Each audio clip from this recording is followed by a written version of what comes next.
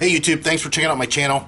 Today I want to address a problem that I have with my truck and you might be having with your old body style Ford, and that is cloudy headlights. Now my tail lights, I polished them up a little bit, but they just weren't that great, so I had replaced my tail lights, which I'll include a link down below for the tail lights that I bought. They came relatively quick and they went right in, did a great job, and made everything's a little bit nicer on the back of the truck. I definitely notice when I'm backing up, everything seems to be a little brighter. But let me show you my headlights and what the problem is with those. Like most vehicles, these things over time start to become cloudy and they're all scuffed up. Now in the past on my old F-150, I've done one of those kits that you can buy in the auto parts store, and it works to some extent, but it doesn't last extremely long.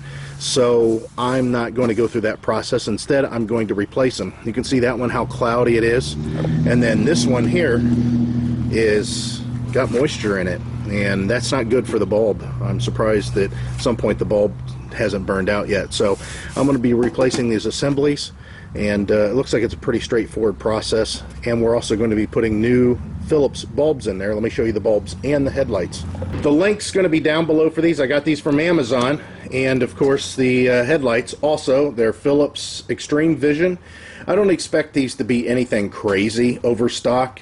I just think that they're going to be a little bit better than stock. What I've read on the reviews on this specific headlight assembly, which we'll find out together, is every once in a while people have problems with the adjusters, and I've seen mention that you can still use your old adjusters. Alright guys, so here's the headlights out of the boxes, and I noticed that there's a lot of certification stickers and stuff like that. I'm sure that might be some kind of DOT thing. It says attached to invoice at time of use. I'm not exactly sure what that means, but it has to do something, I'm sure, with some sort of certification.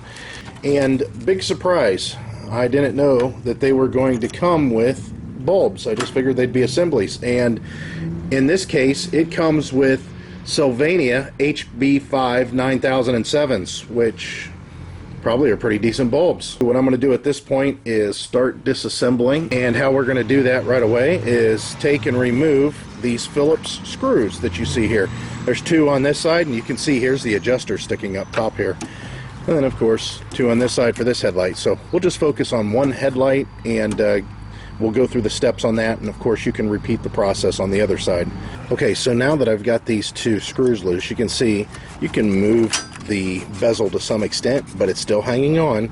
The reason is there's a couple of nuts down here that you'll have to trace to find where they're actually at, but they are 11 millimeter, and those, once removed, will let you slide the assembly out to some extent to where you can get to your headlights. Alright, so you can see I got the assembly partially disassembled, and yours may do like mine did, and that is, instead of coming out cleanly, it pulled the threading of the housing bolt that goes into the turn light assembly.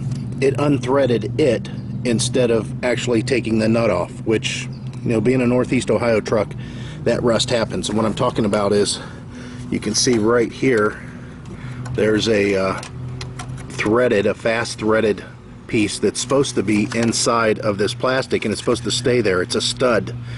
And then on the other side of this is a nut that should have came off, but instead it just spun this out. So there's something else to watch for. I got a mud dauber's nest in there. And finally, if that does happen, you need to get a 7/16 inch wrench and back off this bolt that looks a lot like this one that goes right into the turn signal assembly, and that'll allow it to come off, because if this would have came loose the way that it should have, all this would have came off together. But oh well, that's the brakes. Alright guys, so you can see I've got the assembly out. It's sitting here. This is pretty dirty itself, but it does a good job for the turn signal and the parking light, so I don't have any problems really with that overall. And I'm going to try something a little bit different. Now my adjusters are a little bit on the rusty side. However, what I did was spray some lubrication in there, just some silicone spray. You can see what it looks like here. And I backed this screw all the way out to where I could pull this out. Now the reason I'm doing that is two reasons. Number one, this adjuster works fine. And they say that these new headlights adjusters aren't as good as the factory ones. That's the first reason I'm trying to incorporate this one. The second one is that clip that holds this assembly in is pretty difficult to get to. So we're going to see what this looks like and how it works out. But in the meantime, now I have to take out these clips here with the ring clip clamps, or the circlip clamps, and loosen the jaws so this nut can become free. And also then you have to pry off this top tab, which is a clip that slides down in and locks everything in place. You got to do it on this one here, and then there's one right here, the exact same thing. And I mean, it's pretty difficult to get in there, so take your time, and you're definitely going to have to finagle it. Alright, so good news. You don't really need ring circlip pliers. And the reason I say that is these jaws, although they are hanging on to that nut that has teeth on it, if you just kind of wiggle it side to side and then go ahead and pull it straight up with like a 90-degree something, like in this case I used 90-degree pliers. I just put it on the edge of the plastic housing and then just pried it up, and they popped right off. They didn't require that, and I was hoping that was the case. I know that you're supposed to take and spread this apart with the ring clip pliers or circlip pliers, but you didn't need to. Again, the tolerances aren't perfect, so there is a little bit of wiggle room, and as you wiggle it, it will pop off. So that lets me now pull this assembly out and away. So you can see at this point what I was telling you about this screw here, how I just backed it out, and I don't even have to get to that one if I don't want to. As long as your adjusters are working well and they're not cracked or anything like that, I would stay with the factory Ford ones because they say that they're better. So now this is off. Let's compare them a little bit and see if there's any difference between them, and see what kind of basic adjustments I need to start with before I put it together. Alright guys, this is about the best shot I can get you on right now. You're on a broomstick, so hang on. You can see here, you can't hardly see through it at all. Matter of fact, even with the plastic on, I bet you can see better through there than you can with the old one. So yeah, yellowing and definitely cloudy. So I'm really looking forward to seeing these. I want to make sure that this distance here is real close to what was already there from the factory, so I'm not too far off base whenever I start adjusting them. Before I go out there and reassemble that headlight all the way, I wanted to show you basically how these clips work. So if you couldn't really see down inside, you can see what they look like. They have little grabbing jaws or teeth to them, and what happens is whenever you put this through its receptacle on the truck, it goes through a hole and it exposes this little bit of a gap, and then this just slides down, and that's when it clamps in place. And you can see those two little grippers, they go into grooves to hold this in place, so whenever you turn the adjusting screw, that these don't turn. That's all it really is. So it's a pretty decent design, but you can tell these things are a little rusty. Maybe that's why I got them off so easy. If yours is brand new, you might have an issue, but I doubt it. I still think that you should be able to just wiggle them out and they'll come off. Okay, so I got it reinstalled, and let me tell you a couple of things that you need to be aware of. First of all, the adjuster.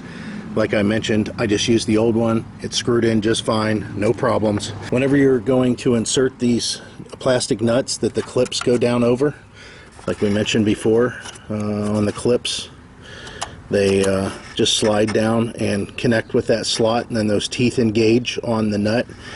You're going to have to push in on the assembly quite a bit, with your hands, and try to get it started. And it's not just going to slip down over. Like in this case on this side, I had to actually use my hammer and just tap it down gently. You don't want to overpower this. It is just plastic. I had to tap that down gently to get it to engage that nut, because only a small portion of the gap was showing. So I got the clip started on that little bit of a gap, and then pushed in and tapped with the hammer to get it to go the rest of the way. I don't know if it would have been any different, but I installed this side first, and then this was the very last side that I did. The bottom, of course, was already screwed in on that adjuster. I don't know if you do this side first, if it'll make it easier or not, but okay, the headlight's in. So now what I have to do is fix that problem that I have with the bezel. Like I said, put a little bit of JB Weld or some sort of epoxy in the holes on the bezel, and then tighten it down. Of course, I'll put all the bulbs in, and for the most part that should take care of it. Of course, I'll have to reinstall that nut too that I took off for that bracket.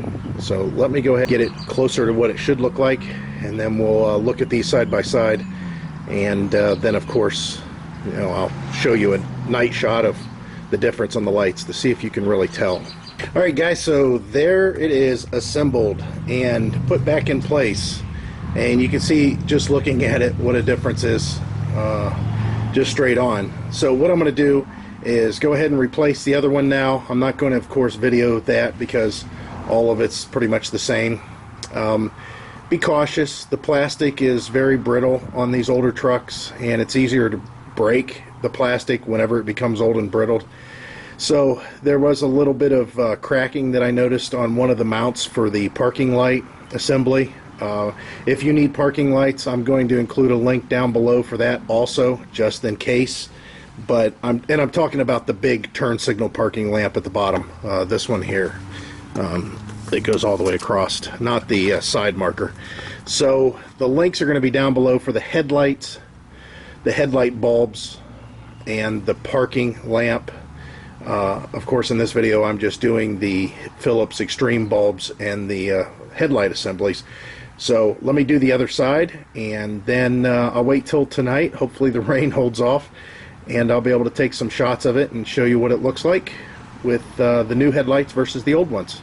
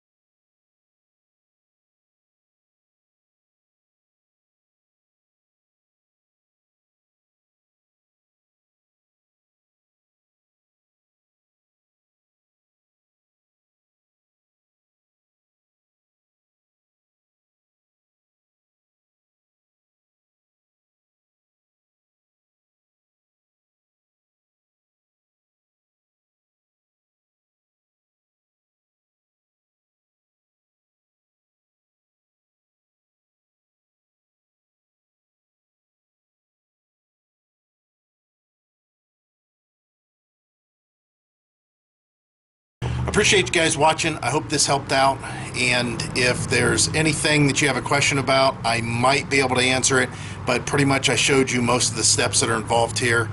The links down below will get you these exact assemblies. They're very inexpensive, and there's just no reason for you to screw around and have to try to polish your headlights when all you have to do is go through these steps that I just showed you and replace them yourself and have new ones. So now it's just a matter of time, and we'll see how long they last, but so far I think they look pretty good.